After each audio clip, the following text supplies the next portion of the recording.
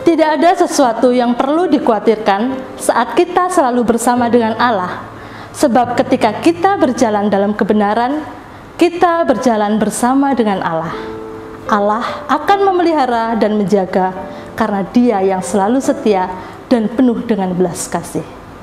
Mari kita ikuti Rehavin. Salam Vincenzian, Tuhan memberkati. Saudara-saudari yang terkasih di dalam Tuhan, renungan kita pada hari ini bersumber dari Injil Matius bab 8 ayat 28 sampai dengan 34. Injil ini mengisahkan Yesus yang membebaskan atau menyembuhkan dua orang dari daerah Gadara yang kerasukan setan. Dikatakan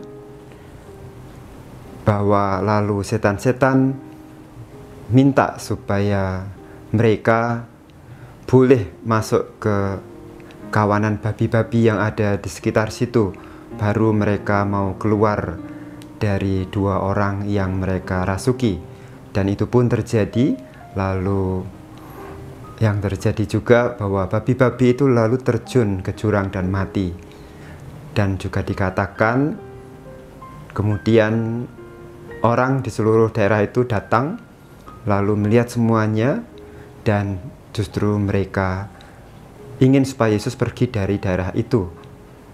Saudara yang terkasih, dari peristiwa ini pertama kita mau melihat dan mau percaya bahwa Yesus memang memiliki kuasa untuk mengusir roh-roh jahat, kuasa-kuasa jahat di dalam diri manusia. Dan yang mendasari itu semua, saudaraku yang terkasih, saya mau yakinkan bahwa Allah, Yesus sendiri Allah yang menjelma menjadi manusia, sungguh mencintai kita manusia. Seperti yang sudah Allah tegaskan sendiri, begitu besar kasih Allah kepada dunia, kepada manusia, sehingga Ia merelakan anaknya yang tunggal, supaya barang siapa percaya kepadanya tidak binasa, melainkan beroleh hidup yang kekal.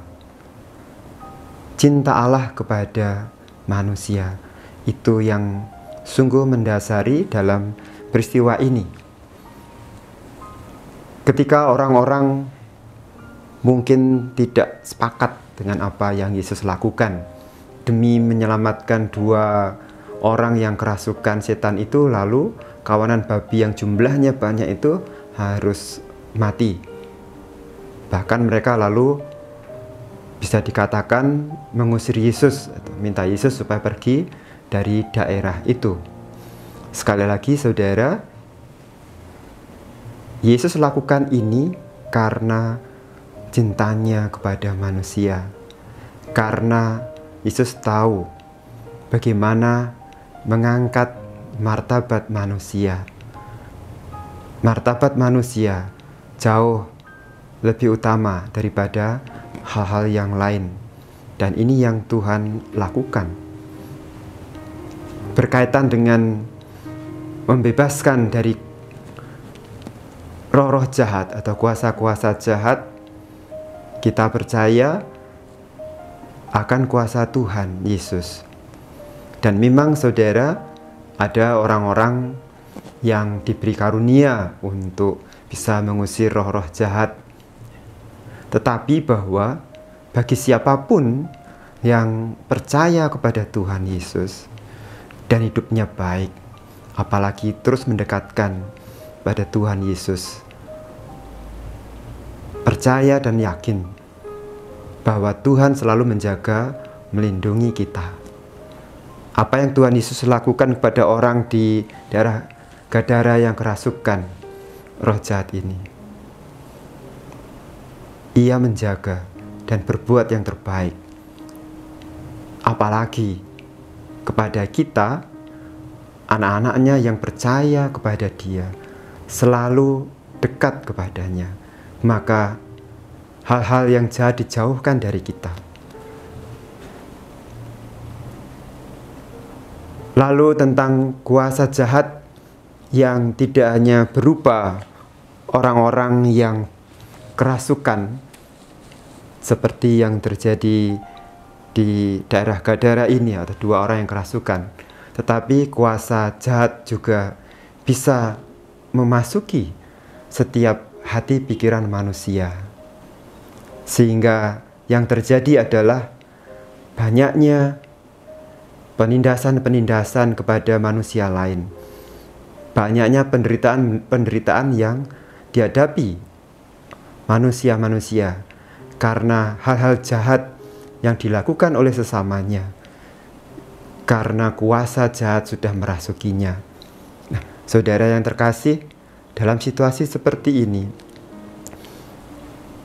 beranikah kita bertindak untuk menolong sesama yang harkat martabatnya diinjak-injak, yang harkat dan martabatnya dikuasai oleh kuasa jahat yang merasuki manusia? Yesus memberi teladan kepada kita untuk berani membebaskan orang-orang yang tertindas. Yesus juga mengajak kita untuk berani berbuat, yang terkadang harga yang harus dibayar cukup besar, yang terkadang kita harus berjuang dan juga menghadapi kesulitan-kesulitan untuk membantu saudara-saudari kita yang tertindas. Dan hal yang juga selanjutnya perlu kita cermati, yaitu bagaimana ketika kuasa-kuasa jahat itu juga berusaha untuk merasuki diri kita, berusaha untuk menyeret kita dari kasih di dalam hidup kita, berusaha untuk menjauhkan kita dari kekudusan yang Tuhan harapkan.